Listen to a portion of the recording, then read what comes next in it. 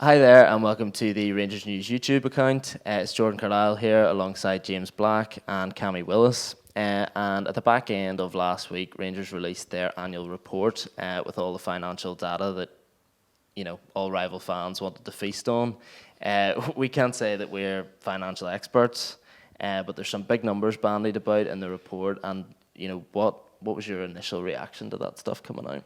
I mean, I think most places led with like the £11 million loss stuff. I think that's immediately worrying. They had like £14 million last season, and you're thinking we can't just keep churning this out season after season. But I think there has to be this level of investment in order to bring the club up to where it wants to be and to challenge Celtic, given Celtic's financial superiority at the minute. Obviously, there's an element of risk involved in that because we need to win. It needs to bring success, but I think if you get the right kind of mixture of investment, staff and players, I think that it can happen. I think that's what Rangers are hoping happens now, obviously. But as well as that, there was numerous things this season that we invested in that or we spent, which come from like old regimes. The Mike Ashley thing, I think it was like £3.5 million or something. Yeah, an increase of £3.5 million. Yeah. And we spent £5 million doing up the stadium in the Hamlin Training Centre. And I was thinking about that. So let's just say that's about £8.5, £9 million out of the £11 million loss spent on things that are away from football. If you consider if we were qualifying for Europa League, then that would suggest that we're just about there, kind of.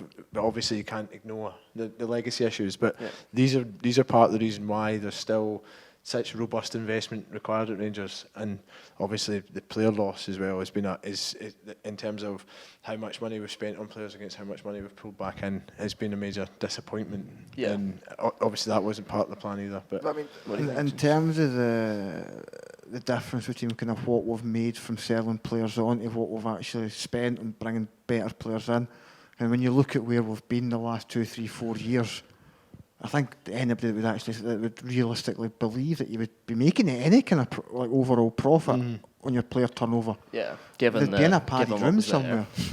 I mean, Josh Windass, Declan John. We would have made about a £2 million profit on him. And I mean that's decent, but you were never going to get £800,000 or something. You're never going to get gangbuster numbers for selling Josh Windass. As great as you might think that he is, no many other people. I mean, look. If you look now, the difference is Gerrard coming in and the assets that we have in the team. I mean, regardless of what like rival supporters might say, Rangers have got serious assets in the team. Like Morelos is an asset, Connor Goldson's an asset. I mean, Bonabaris is an asset, Nico Katic's an asset, Joe Aribo. You know what I mean? Invested £7.5 million in Ryan Kent, who has begun to show flashes that he's perhaps taken his game up a little bit. I'm really, really excited about him coming in, but he'll maybe justify the fact that we spent £7.5 million on him. Plus, I think the fact that we spent a reported £7.5 million on Ryan Kent would suggest that there's always not quite as bad as it's reported. Well, exactly. But one of the things as well, I was thinking that Ross Wilson coming up as a new director of football, that guy,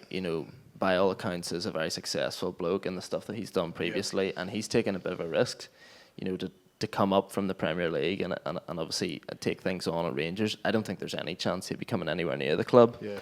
If there was any doubt, and he's obviously will have proofed that beforehand. He turned it down 2017. I mean, he was offered the job twice. Turned it down, got offered it again, turned it down again. So he's obviously, first time around, had a look, kind of how things are, what the kind of lay of the land is, and thought better of it. A couple of years down the line, he's now happy to kind of throw his lot in. Stephen Gerrard's in charge. The team is clearly improving. It's clearly improved. It's going to get better over the next 2 or 3 seasons as well.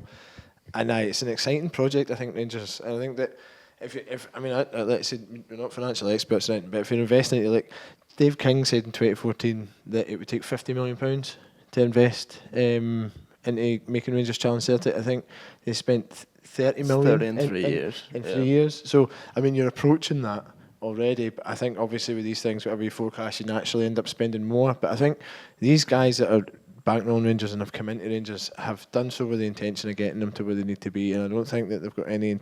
I think they're doing it intelligently, smartly.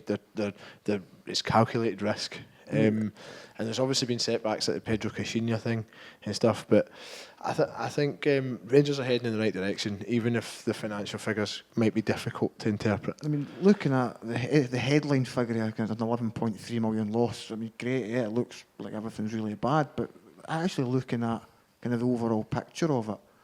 When you take away a lot of the kind of exceptional items like the big increase in the legal cost of the fight with Mike Ashley, you look at how we've been hamstrung the last couple of years with the retail side of stuff. I mean, that could be worth a hell of a lot more than it is currently. And then you take into account, you sell Morelos next summer, 25, 30 million quid. That 11 million loss is suddenly gone like that. And like I said, he's not the only player either. No, exactly. He's far from it. Yeah, so no, it's certainly not bleak, or as some people would have you believe. It's some short-term pain for long-term gain. That's it. I think Admin so. number 374 is kind of on the horizon, if you believe paid bloggers. That's it.